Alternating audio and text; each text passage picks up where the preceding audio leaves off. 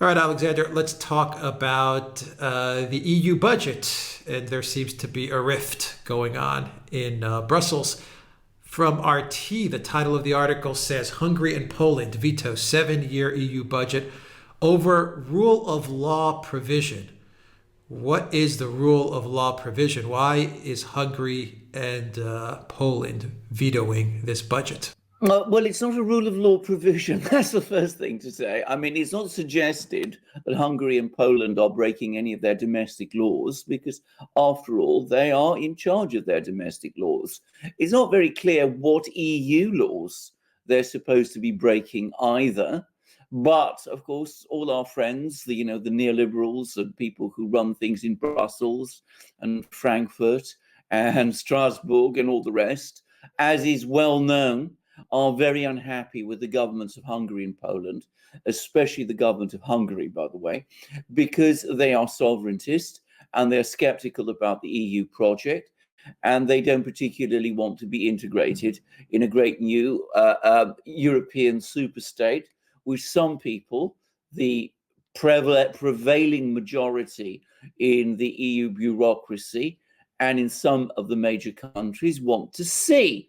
So what those people have come up with is this provision in the budget which says that countries like Hungary and Poland will not be entitled to EU funds if someone in the bureaucracy decides that they're misbehaving by going against some notional concept of the rule of law. I mean, it is as vague as that. Now, Orban and Kaczynski. Kaczynski is not actually the prime minister or leader of Poland. He is the leader of Poland. The former leader of Poland is President Duda. But it is widely known that it is Mr. Kaczynski who is the dominant political figure in Poland. Anyway, Mr. Kaczynski and Mr. Orban are not fools.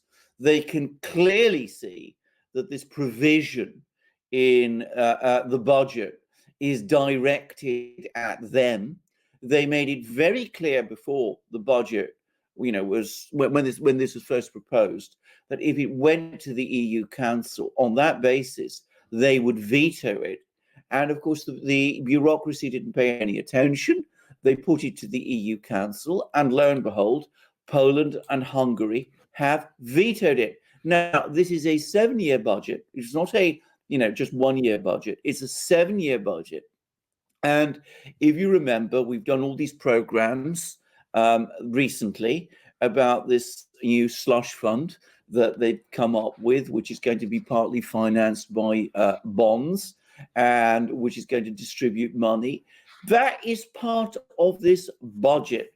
So as of this moment in time, that proposal is vetoed. You mean the Hamilton thing that you were talking about, the Hamilton moment? The quasi-Hamilton, pseudo-Hamilton moment that we were hearing all about. That is part of this package, and that's just been vetoed. Now, that is all very interesting because given how much, noise there was around this a few weeks ago when it was first agreed, you would have expected the fact that it's been vetoed along with the rest of the EU budget over the 7-year period would be big news. And it is very interesting, and rather disturbing that there is very little coverage of this.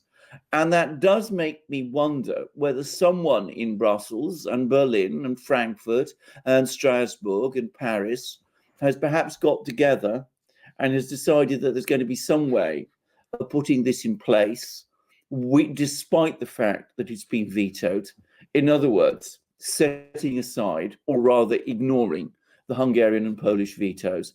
Now, that would be a momentous step if it happened, and we'll just have to wait and see whether it is going to happen. But at the moment, and for the moment, Hungary and Poland had vetoed the budget, and that proposal at the moment is vetoed.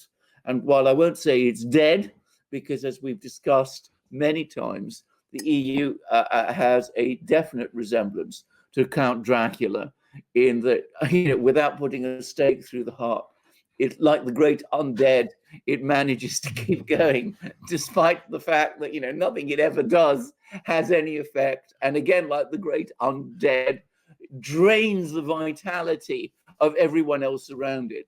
But so I'm not going to say this is finished, but, logically, it has now received a major blow. So let's see what happens. It's going to be very interesting. Right. So in this budget, the 7-year budget, you have this these funds, this slush fund, which was supposedly earmarked for a CV relief fund, a relief package that wasn't nearly enough to make an impact on any economy within the European Union. But this is the EU's way of kind of saying to Poland and Hungary, we can't impose our ideology, because that's what this is about. This is about ideology and power.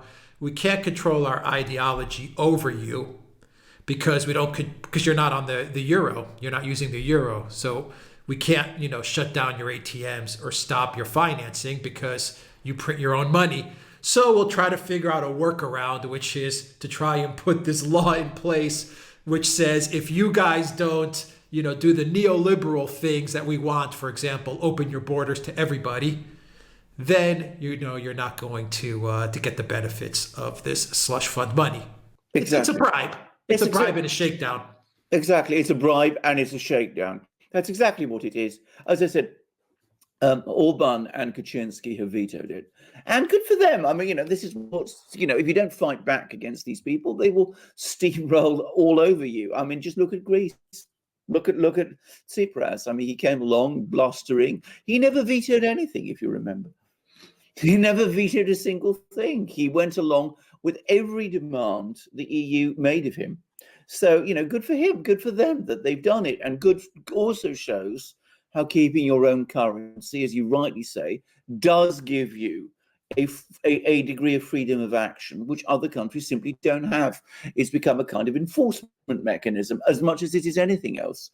But we will see where this goes, because I don't believe this is the end of the story. As I said, with Count Dracula in charge, which is what we have, it never is the end. They will come back in some form, and they will no doubt already behind the scenes, there'll be the phone calls, there'll be the meetings, there'll be the threats, there'll be the pressure. All of that will be going on, and we'll start to see pressure, from the European Court of Justice, with all kinds of legal decisions being imposed and fines being imposed by the Commission, and all of these things. What it will eventually do is it will turn people in Hungary and Poland against the EU. Yeah, I mean, they've been targeting Poland and Hungary for a while now. Specifically, they've been targeting very heavily. They've been targeting Viktor Orban. I mean, there's no doubt they want him out. They'll stop at nothing short of a regime change to get Orban out. I mean, it's clear as day, and he knows it. Oh, of course he does. The fundamental difference is that Orban has a very strong political position in Hungary. I mean, he is, very, very powerfully supported in Hungary. The same is not true in Poland. In Poland, the country is bitterly divided, and there is a very, very large pro-EU minority, and they've been out protesting recently because of changes to the abortion laws and things of that kind. So there, the government is not so strong. And I'm going to make a guess, if they really want to pile on the pressure, they will go for Poland first instead of Hungary. And that's they will try to pick one off so that they can then face down the other. So, we need to keep an eye on this, because it's a big story. But at least there's been some pushback, some significant pushback. And it's, as I said, very, very interesting that it's received so little coverage. I mean, I've seen it on, the European channels have been, the channels connected to the European Union have published it, but without much commentary. The media in Britain has largely ignored this story. Remember, the media in Britain is very heavily pro-Remain. So they've largely ignored this story. And it's not really attracted much international attention either, which, given what a big thing a veto is supposed to be, is pretty remarkable. So that tells you that tells you this is only the first chapter in what I suspect is going to be a pretty complex story over the next few weeks.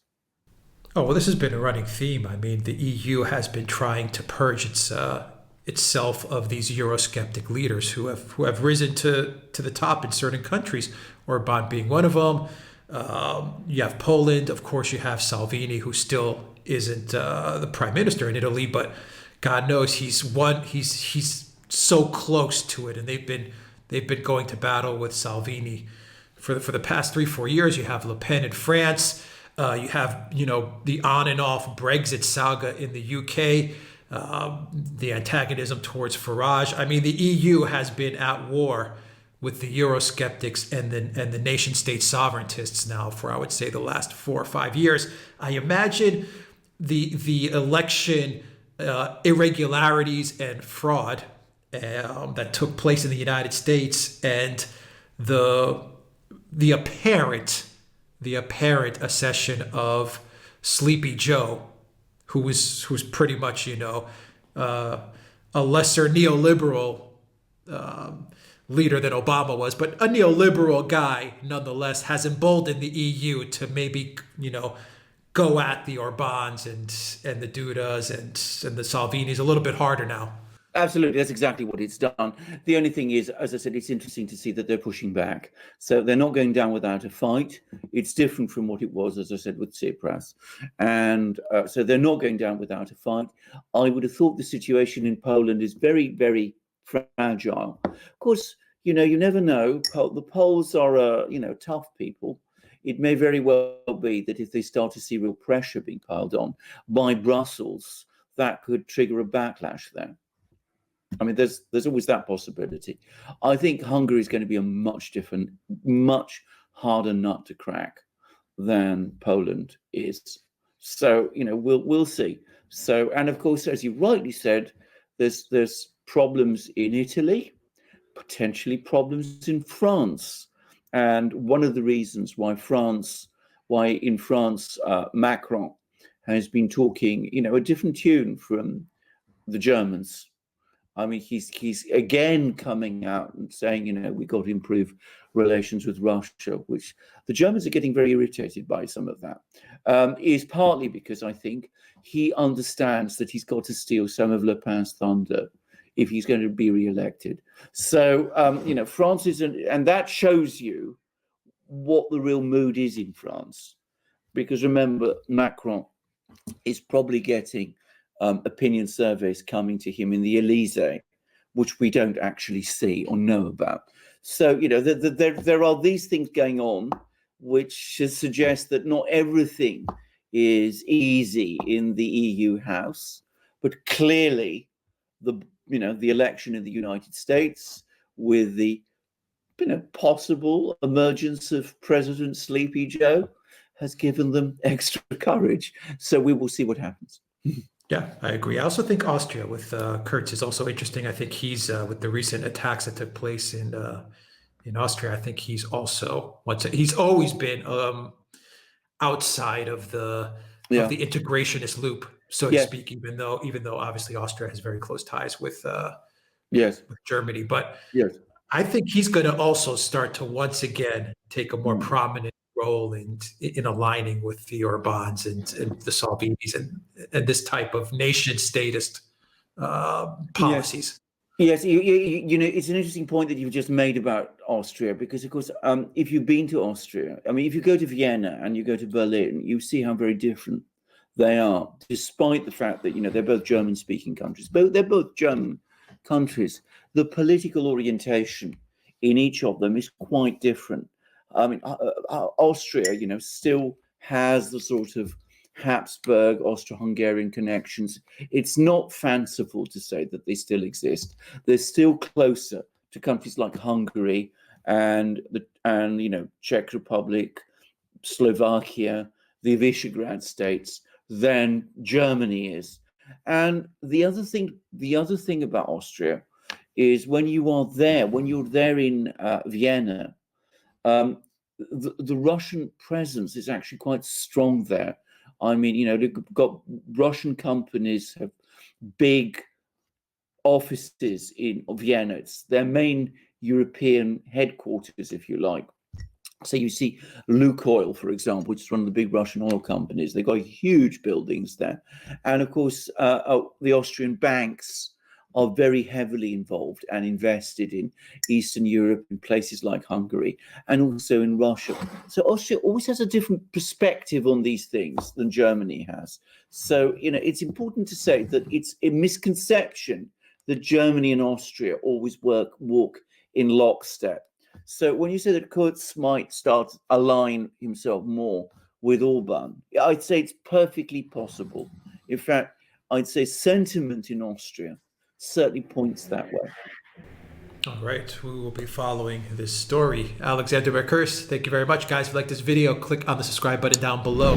Hit that notifications bell, and of course, look for us now on Rumble. We are on BitChute. We are on ODYSEE. We're actually growing really, really well on BitChute, ODYSEE, and Rumble. Actually, all three. We're growing on all three, so check us out on all those platforms.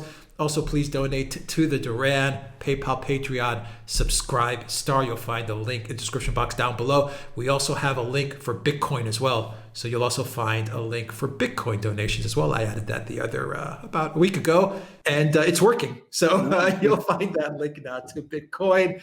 And I'm also going to Duran shop, pick up some merchandise. Absolutely. Our great, wonderful merchandise, our magic mugs with the flags of many countries. This is mine at the moment. This is my default mug with the flag of the United States, the Great Republic, which is going through, interesting times, but which will come through. Of that, I am absolutely confident. And we have the best magic mugs in the world, the best coffee mugs and tea mugs and hot chocolate mugs and beer mugs, and call them what you like. They are fantastic mugs. You can drink whatever you want from them. I've drunk champagne from them with immense pleasure, by the way. But you can find them. They come both porcelain and metal, enameled metal, and they have all these wonderful flags of many countries. Here's Australia. Here's Australia. There is Britain. And you will also find our amazing and fantastic and wonderful shirts, our long sleeve t-shirts, our short sleeve t-shirts, our polo shirts, all 100% cotton, and our amazing hats with also flags of many countries. You can see this one has the Union Jack, the British flag there. And also we got hoodies and stickers and ebooks, and you can find them all in our shop. And you support us by coming to our shop, and you'll be absolutely thrilled and gratified when you get the wonderful things we have in our shop. And at the same time, you can support us, as Alex said, through Patreon and PayPal and Subscribestar, and you can find us on BitChute and LBRY and ODYSEE. And please look for us in all these channels. Support us as you can, and come to our next broadcast. All right, and I'll just make one more real quick announcement for everybody. We actually have shirts from an artist now that are on the Duran shop. Oh, wow. We have Canada, New Zealand, Australia, the United States, and UK, but we're going to get more of these shirts out. They're unique, one-of-a-kind designs. In other words, this artist, his name is Dimitrios Ikonomou. He's a really, really well-known artist. He made these designs specifically for us, for the Duran. You will find those shirts in the shop. I'll put a link for that down below. So once again, these are one-of-a-kind designs. You're not going to find them in any shop, anywhere. This is just for us. He is actually the artist that did this painting right here. You can see it says dance, and it has kind of the puppets on strings. So Alexander, I just wanted to make that announcement as well. I'll put a link actually for his work as well in the description box down below. But check out those shirts because they're really nice shirts. Alexander has a few which are going to be arriving to your domicile very, very soon. I'm waiting for mine as well. Excellent. And hopefully we'll be wearing those shirts so you guys can check them out. But you can see them on the shop. So don't wait. Come to our shop. Get yourself these wonderful shirts and all these great things. Support the Duran and be the joyous owner of these wonderful artistic things. Done by an artist, by the way, whom I am very familiar with. I'm very familiar with his work, and I can absolutely confirm everything that Alex said. He is a great and fine artist. So you can't pass up this opportunity. designed just for us as well. So that's pretty cool. That's pretty neat. All right, guys, take care.